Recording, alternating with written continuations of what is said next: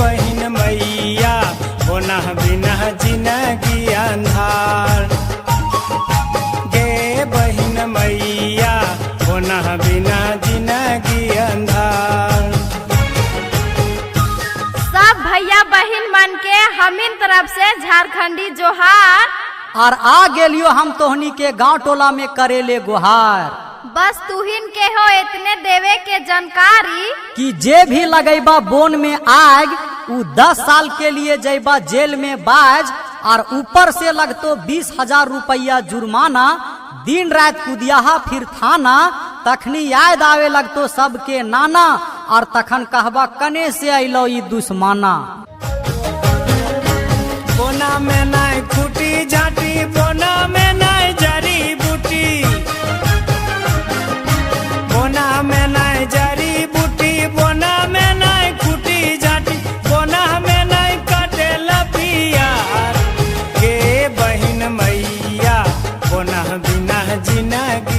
Phone में आग लगौला से ई कितना बड़ा कसूर है। ई सब कोई तनी अपन जिया में सोच के देखा। कितना जीव जंतु और चिरे चिरगुन झोला पका के मोर जाहत। कितना बोन के जीव जंतु के घर दूरा उजैर जाहे। छोटे छोटे बालक बालक गाछ वृक्ष जैर के राख हो जाहत। धरती माई के कोख में पेड़ पौधा के दाना झरल परल भी जैर जाहो। जे आगे चल के नावा नावा पेड़ पौधा जन्म लतलो। आप समझा एक तरह से ही हमीन भूर्ण हत्या कर देवो हा। त तोहनिये सोचा आग लगा के एक के साथे पेड़ पौधा जीव जंतु के मर्डर कर दो हा त केस मुकदमा होबे करतो। टांगी लेके जाही बोन उजर दली जीवक धन। टांगी लेके जाही बोन उजर दली जीवक धन। कराली नहीं तनी को विचार।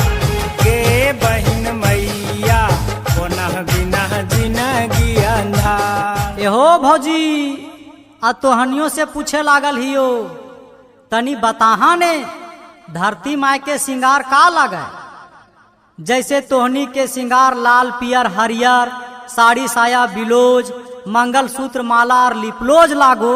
वैसे हैं धरती माई के सिंगार रकम रकम के गाछ वृक्ष और फूल पतय हक। त तोहनियों के गोड़ परो हियो काहे कि धरती माई के जैसन तुहनियों माइये हका।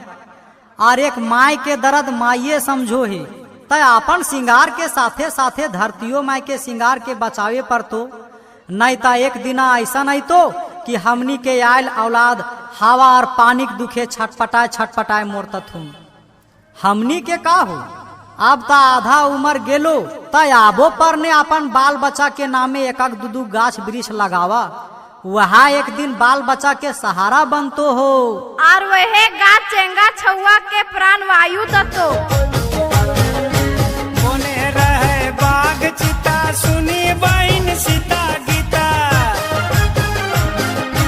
बोने रहे बाघ चिता सुनी बहिन सीता गीता। बंदर भालू करो गोहार। के बहिन मैया होना बिना जिंदगी अंधार। आज धरती मैया अपन गोदी सुन होवे देख के तुहनिये से कहो हथिन कि सूखल धरती करे पुकार पेड़ लगाए के करा उपकार। सूखल धरती करे पुकार पेड़ लगाए के करा उपकार। हरियाली लागो धरती सिंगार आवा पेड़ लगावा दू चार। बहिन मैया होना बिना जिंदगी अंधार। अगो मैयो धरतियो मैया के गोदिया भरल पुरल रखिया। अगो काका तनी हमरो दन देखै ने कांधवा पर टांगवा उठाए के कितना निर्दय बन जाही हो। और सुंदर सुंदर गछवन के दू टांगी एने से और दू टांगी ओने से दे के गिराए दोही माया ना लाग। अरे बेटा पुतो तोर साथ छोड़ देता हो लेकिन ये गाछ वृक्ष पेड़ पौधा तोर साथ कहियो ना छोड़ता। एकर देवल सूद सूद हवा हरदम तोर सांस बनता। और मोरला पर भी साथे मोरता और साथे जरता। जीवन मरण में लकड़िए सहारा हको आदमी सबके हो। होना के बचावे सब आज कसम खाही बहिन।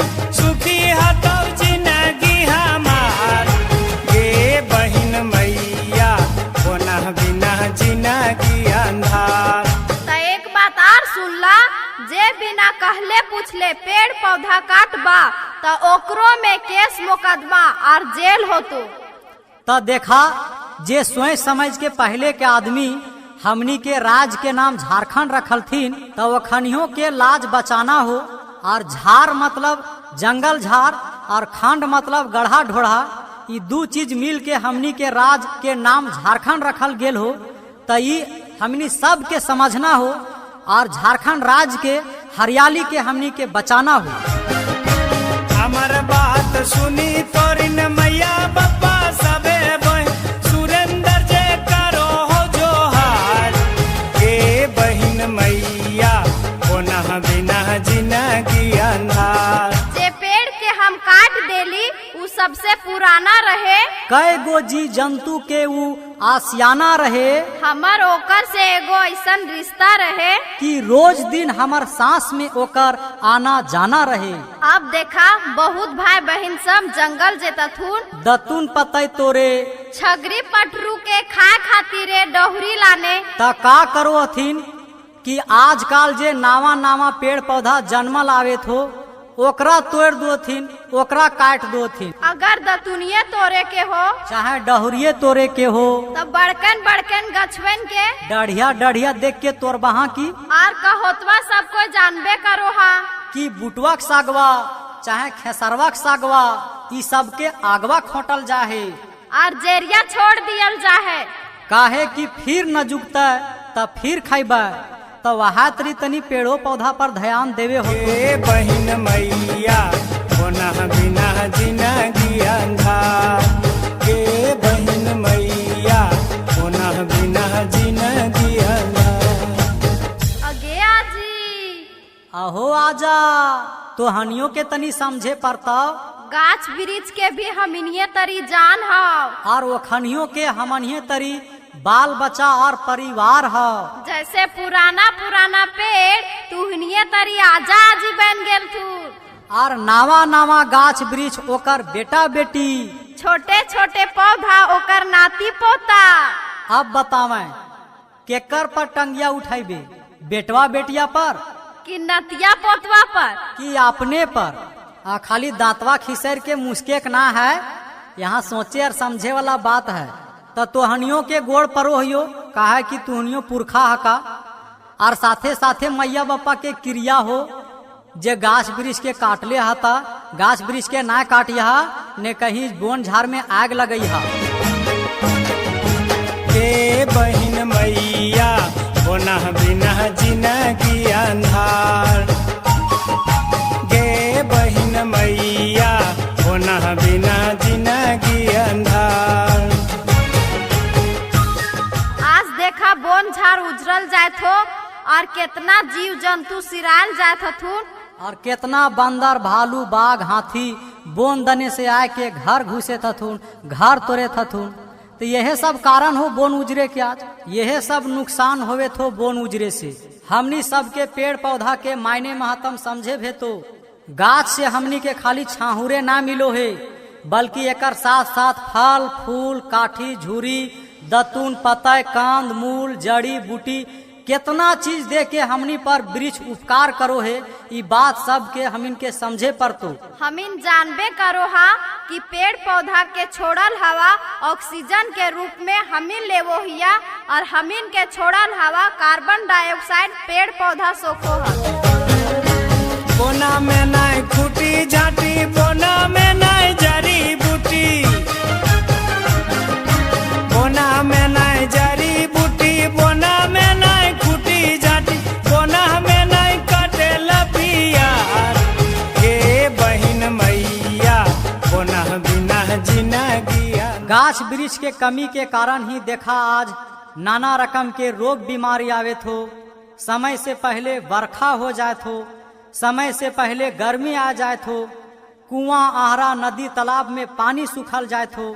ये सब पेड़ पौधा के कमी होवे के कारण ही होवे थो। त सुना सभे, माय के ममता और पेड़ के दान दोनों करो हाथ जन जन के कल्याण, साफ पर्यावरण और हवा ई हो जीवन के अनमोल दवा। त जंगल में ना हो कभी आग लगाना, ना ही हो कभी गाछ वृक्ष के काटना, दूध चार गो हो पेड़ सभे के लगाना और ई संदेश हो सबके जन जन तक पहुँचाना। और अपन झारखंड राज्य के हो सुंदर बनाना। जाय जाय के बेरा में